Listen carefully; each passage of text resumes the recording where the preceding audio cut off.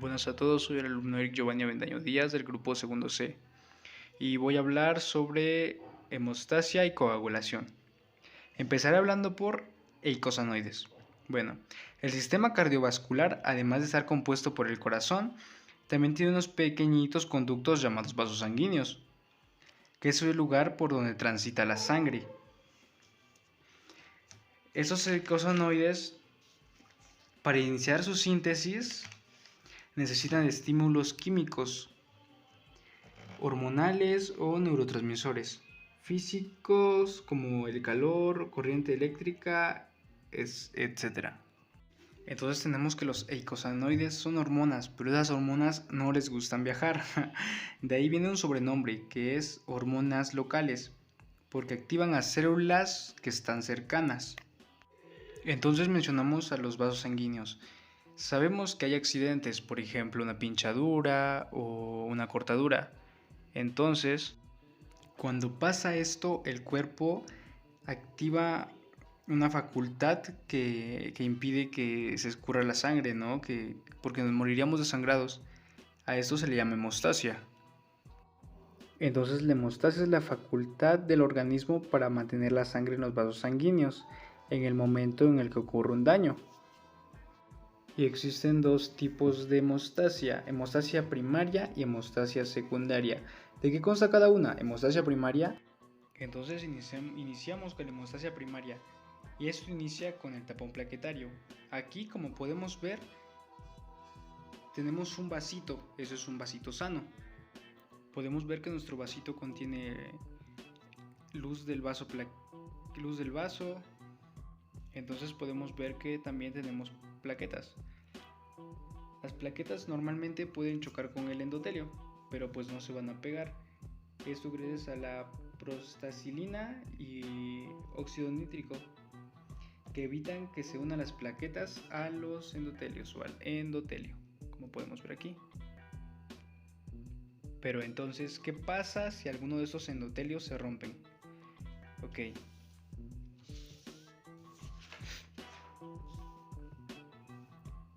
Cuando uno de estos endotelios se rompen, esto es un endotelio sano. Adentro del endotelio sano encontramos a los cuerpos de Werber-Palat que tienen adentro el factor de Van Willebrand. Entonces, supongamos que está el endotelio sano, entonces, no sé, pasa alguna cosa, te pinchas o te cortas, entonces este endotelio se rompe. El endotelio se rompe y al romperse libera a los cuerpos de Wolfed y adentro contienen al factor de Van Willebrand. Entonces, cuando pasa esto, se meten dentro de la luz del vaso. Entonces tenemos al endotelio roto, lesionado, y entonces los cuerpos de Wolbert-Palat liberan al factor de Van Willebrand. Entonces también tenemos contenido del subtelio y es principalmente colágeno. Entonces también se meten, y aquí lo podemos ver. Las plaquetas se sienten muy atraídas por el colágeno y por el factor de Von Willebrand. Entonces, dentro de la membrana de las plaquetas tenemos a las glucoproteínas 4, a las glucoproteínas 4 y a las glucoproteínas 1B. Glucoproteínas 1B. Entonces, el colágeno, antes mencionado, y el factor de Van Willebrand van a hacer que las plaquetas se adhieran como por ejemplo que el factor de Van Willebrand se une a la glucoproteína 1B y el colágeno se une a la glucoproteína 4. A esa unión se le conoce como activación plaquetaria. Entonces la plaqueta, como podemos ver aquí, aumenta su tamaño y pues también los pseudópodos, estos bracitos que podemos ver aquí. Y liberan glándulas como cuerpos alfa, por ejemplo al ADP, a la tromboxona, al calcio y la serotonina. Estas se liberan de la plaqueta. Entonces, al momento de liberarse, hacen que las plaquetas cercanas también se activen en forma de cadena. Y entonces tenemos esto de aquí. A esto de aquí se le conoce como agregación plaquetaria. Tienen una glucoproteína llamada 3B2A y esas sirven como puntos de unión. Están por aquí y por aquí. Y también por aquí y por aquí.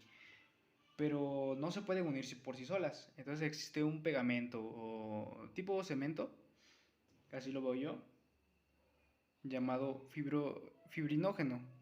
Este fibrinógeno hace que estas dos se unan y estas dos se unan haciendo el tapón plaquetario. Pero en sí, ¿qué es el tapón plaquetario? Bueno, pues el tapón plaquetario es esto que vemos aquí. Son muchas plaquetas unidas entre sí para evitar que la sangre se escape del vaso. Son muchas plaquetas unidas por el fibrinógeno. Y pues con este tapón plaquetario terminaríamos la hemostasia primaria. Antes de que llegue esto, antes de que lleguen todas las plaquetas, existe vasoconstricción, como lo habíamos dicho en el principio. La vasoconstricción es que los endotelios o el vasito como tal se va a empezar a contraer, evitando el flujo de la sangre y evitando que se pierda mucha sangre. Entonces, mientras esto pasa simultáneamente, llegan muchas plaquetas y se empiezan a unir entre sí. Una vez que se unen entre sí, se formaría el tapón. Como lo podemos ver aquí, está el endotelio roto y pues el tapón. Y hasta el tapón terminaríamos la hemostasia primaria. Y continuaríamos entonces con la hemostasia secundaria.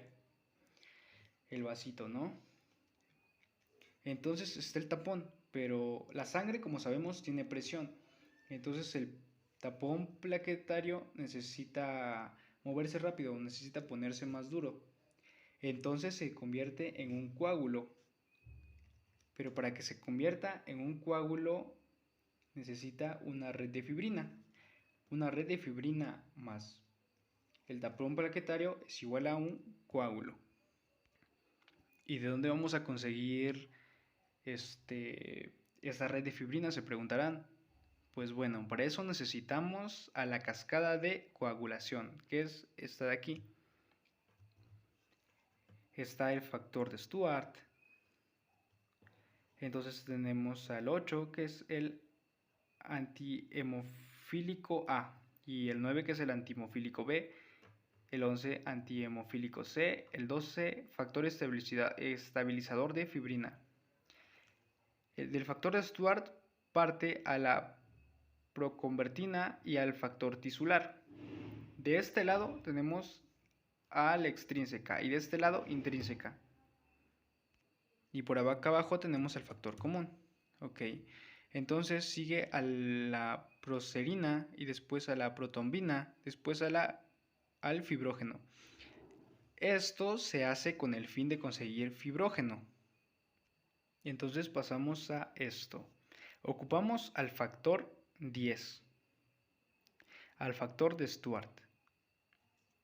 Necesitamos al calcio y a fosfolípidos, al factor 10A y al factor 5A. Entonces, esto pasa a ser protrombina y después pasa a ser trombina. Esa trombina pasa a ser fibrinógeno. El fibrinógeno va a ser un monómero de fibrina. Un monómero, entonces pues necesitamos a un polímero, ¿no? Entonces el polímero aquí es inestable, se puede separar y necesitamos una cadenita para que no se separe. Entonces se polimerizan espontáneamente, se van uniendo una a una esos polímeros.